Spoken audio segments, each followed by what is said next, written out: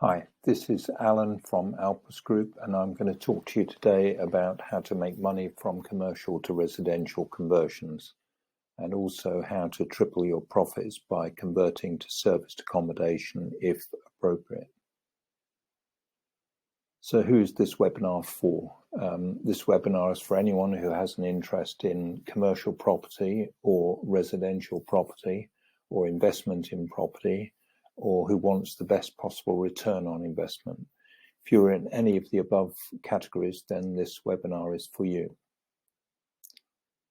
So why listen to me? I have a lot of relevant experience. I'm Alan Edwards. I'm a chartered construction manager with many decades of property development and construction experience. I've worked for contractors, clients and consultants on projects from the smallest to the largest in the UK and also internationally. And why commercial to residential? This is because there's a surplus of commercial property at the moment. There's vacant property, and the value of commercial property is based on the tenancy. And because property is not so much in demand, there's been a change of buying habits affecting the high street and secondary and tertiary shopping precincts. The recession is putting pressure on prices of commercial property, and there's a reset in process. Residential property prices are more robust and rising. On a trend over 90 years, there's a trend of 8% increase in residential property prices over all that time. Appreciate that just at the moment there's a glitch because of the recession. Residential property may be refinanced and held for the long term. So how much money is there really to be made? Permitted development reduces the risk of planning refusal because there is a government granted permitted development to carry out conversion of certain types of property from commercial to residential. These are Class G and Class MA in particular.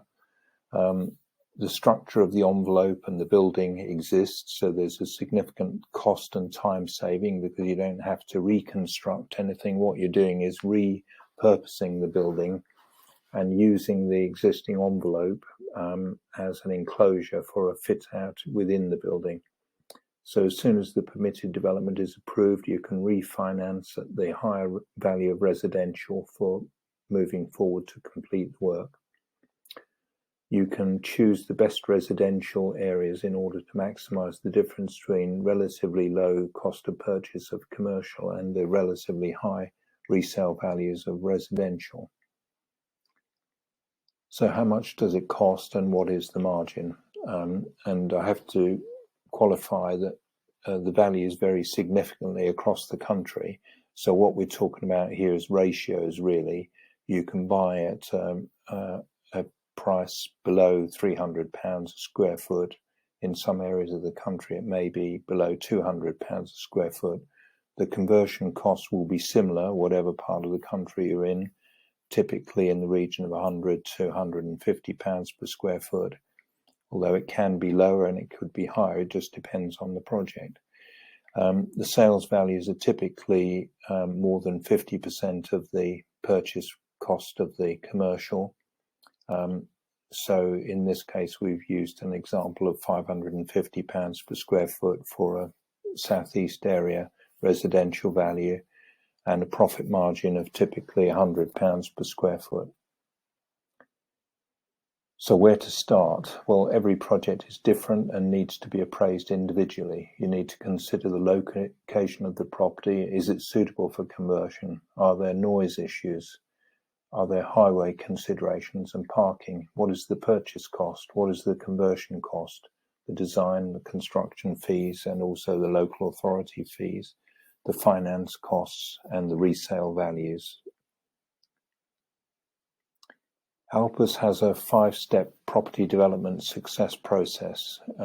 We start off, we identify the prospect sites. So we calculate based on our knowledge of an area which properties are most suitable. We can get these sort of properties from software such as Property Filter or Ultimate Property Dashboard. Property data is another source that we use quite a lot. We can determine if permitted development rights apply to that particular site, and then we can look at what the acquisition cost is of the site and what the likely residential values are in the area after conversion. Secondly, we prove the feasibility based on a preliminary, it's usually a concept design. We calculate all the costs of purchase plus the solicitor's fees, the stamp duty, land tax, plus the design and construction costs, plus the local authority fees, also the finance costs. And step 3, we look at a strategy to acquire the property or submit an option to purchase the price. So if it's got permitted development rights, then the property may be bought outright. If there's any doubt and if planning permission is needed, then probably an option to purchase is going to be preferable. Step 4 of the 5-step property development success process is sales and marketing. And this strategy depends on the planned exit strategy for the project, whether you're looking to rent the properties out or if you're looking to sell them. And if you're looking to refinance and hold them for the long term, then your marketing strategy is going to be geared to finding tenants for the property. And if you're looking to sell the properties, then you may well be looking to try and sell these properties off plan before you've actually done the work, so that you've got a commitment to the price that you're asking from a potential purchaser. Step 5 is the detailed design and construction, and this depends on the chosen contracting strategy and whose responsibility this is. So how do Alpus acquire sites? We undertake letter writing campaigns direct to vendors. We have sources all over the UK. We acquire properties from contacts with commercial agents, by negotiations with property owners. We undertake purchase lease options in some cases, which means that we lease a property until we may buy it at a later date. We acquire sites from owners at current market value. We lease the property until we exercise the right to the option to buy. And we adopt another approach, which is exchange contracts with delayed completion. So this enables us to purchase a property, increase its value, and then complete on the property. And we can undertake joint ventures with property owners. This is an example of a luxury serviced accommodation that I carried out for a property management company. This is in Hyde Park area of London, and it operates essentially as an alternative to a 5-star hotel. And you can see from the standard of finishings, it's absolutely top quality, and this earns a lot of money for the property management company that owns it. So good design matters, and so does good quality construction, which needs to be organised and managed. So building is made to last, so you need to get things right first time, and to quality, budget and time schedule, and of course safely. Quality assurance and control is essential, so you need to put in place quality control measures, usually with the contractor, but it may be that some of your consultants have quality assurance and control obligations. Health and safety is mandatory, it's not optional, and you must put in place a CDM coordinator, construction design and management regulations.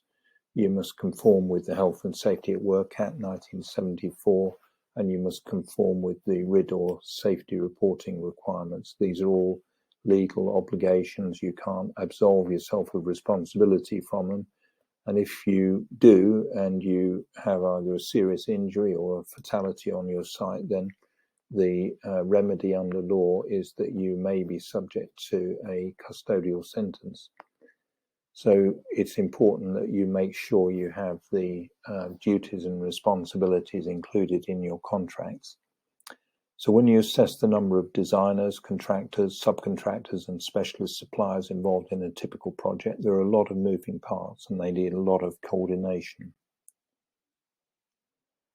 I wrote a book about my experience of a large number of projects during my career, and I identified 20 key factors for project success from addressing all of the various projects and looking at what worked and what didn't work.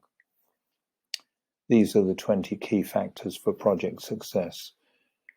Key success factor number 1 is a clear and concise project remit or brief. You need to be absolutely clear what you want from your project, what the outcome is that you're expecting, because that is the key to specification of a remit for your design consultants and your contractor. Secondly, you need to risk assess the project and allocate sufficient contingency. And it may be that at a very early stage, you have to allow more contingency. And I'm not talking necessarily about 5%, which I've seen used as a sort of across the board figure for contingency. You need to really assess the risks to time and cost and make adequate provision. Because if you don't do that, you may well find that your finance and funding is insufficient to actually complete the works. So step 3, the key success factor is finance and funding. You need to make sure you've got finance in place to complete the whole of the scope of work. And you'd be surprised how many projects actually don't get finished. They're started, but they're not finished because they run out of money along the way. Key success factor 4 is that the site is available and accessible. And you'd be surprised again how many times a tenant remains in occupation, which means that a contractor can't actually get in to complete the work that he's contracted to do. And sometimes sites are not accessible because there's a dispute or disagreement about the access rights to get into the site. Key success factor 5 is about statutory permissions are in place. That's planning permission and building control permission. And this is, again, essential. You can't start on converting a project to a different use without the planning permission being in place to carry out that change of use. Or if you do start, then you're doing it at risk. So you need to be quite clear what the risks are you're taking. Key success factor 6 is special protection measures and party wall agreements. So this applies where there are neighbours on either side of your site, or maybe at the rear of the site, at the front of the site. Sometimes you've got a roadway, you've got pavements with pedestrians walking along. You need to provide protection measures to pedestrians and vehicles underneath, protection measures to assets and people. You can't have unsafe operations going on your side just because you want to carry out those operations. Everything has to be done safely, and everything has to be agreed with neighbouring properties using a party wall agreement if that is appropriate.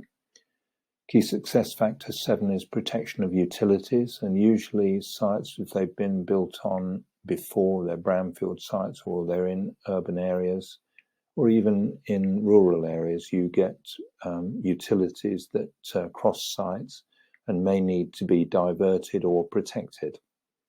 So in some cases where diversion is required, that brings us to key success factor 8, which is enabling or advanced works. And sometimes diversion works can take time and money, and therefore it's better to do them in advance of the main works, so as to get them out of the way. And meanwhile, you can be progressing with the preliminary preparations, the design for the main project. Key success factor 9 is to identify the appropriate contracting strategy. So this could be the traditional strategy where the client appoints the design consultants, and a contractor is then contract is awarded to implement those designs by essentially a contractor isn't involved in the design. Second normal type of strategy is something that became common in the 1990s, which is a design and build contract, and that's quite a tried and tested, proven system whereby the contractor is responsible for the detailed design of the project, and therefore he undertakes the coordination that's necessary and the responsibility for a complete and buildable design. And third strategy is to use a construction manager rather than a main contractor, and appoint trade contractors or package contractors, as they're called, to complete the work. So in this way, you can, in some circumstances, save some money over the cost of employing a main contractor, but the construction manager must undertake the duties that a main contractor would do. So if there is a saving, then it's not that much. So you need to be cautious about assuming that by using a construction manager, your savings are going to be significant. We mentioned about key success factor 10, a fully complete and buildable design. And the best way to ensure this is achieved is to have a design and build contract.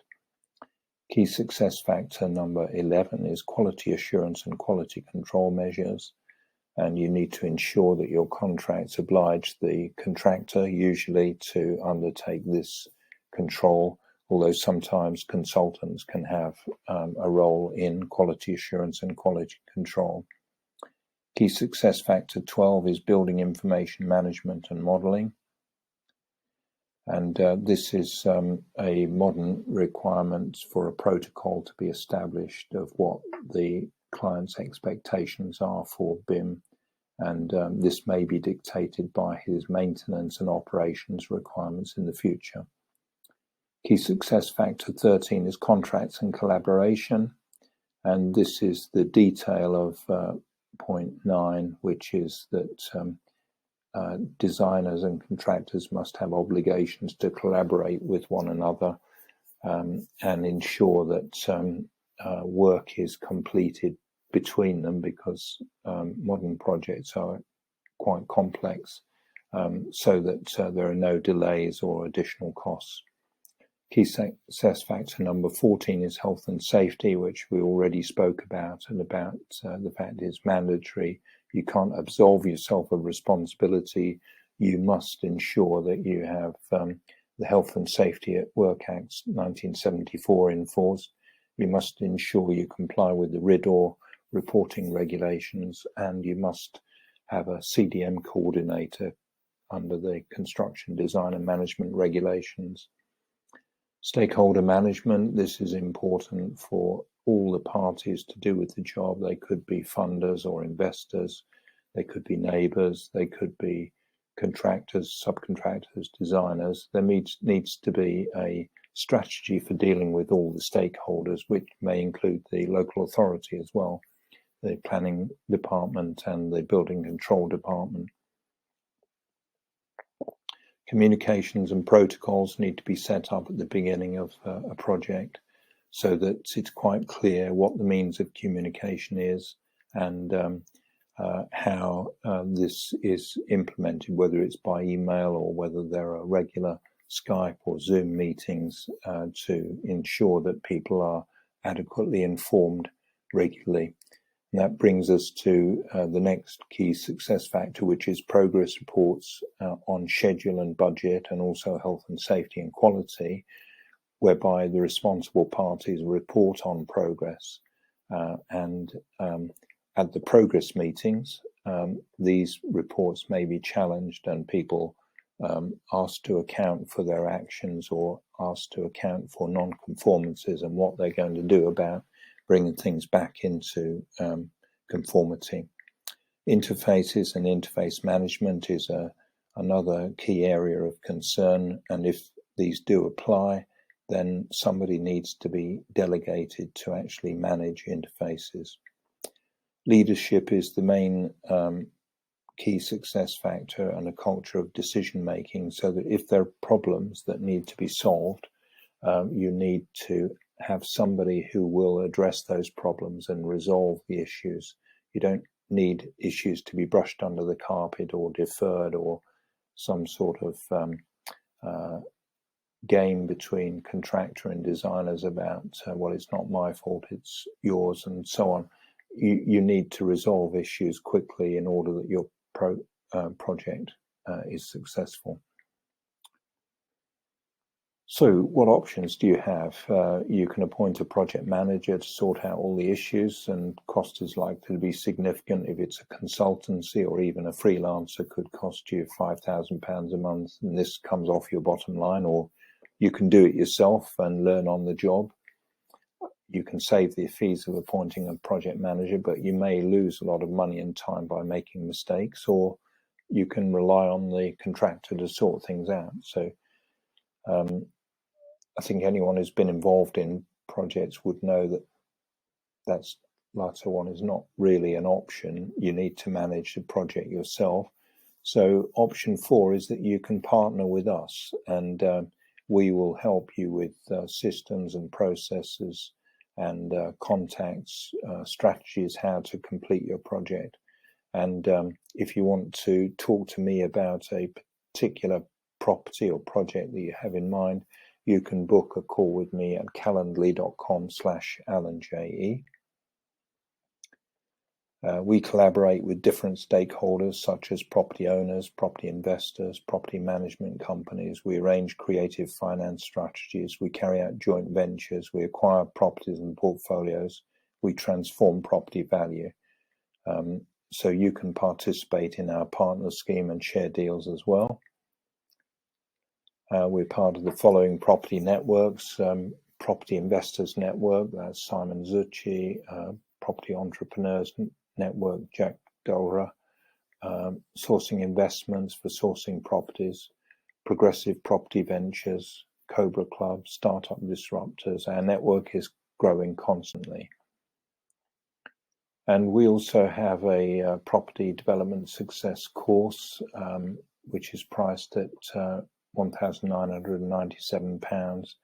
It's a 8-week course comprising 8 modules where we go through the whole of the property development process, starting with Module 1, identification of sites and prospects; Module 2, preliminary design and feasibility; Module 3, funding and cash flow; Module 4, site acquisition and planning approval; Module 5 is marketing and sales; Module 6 is detailed design and construction; Module 7 is system building; Module 8 is management and control systems.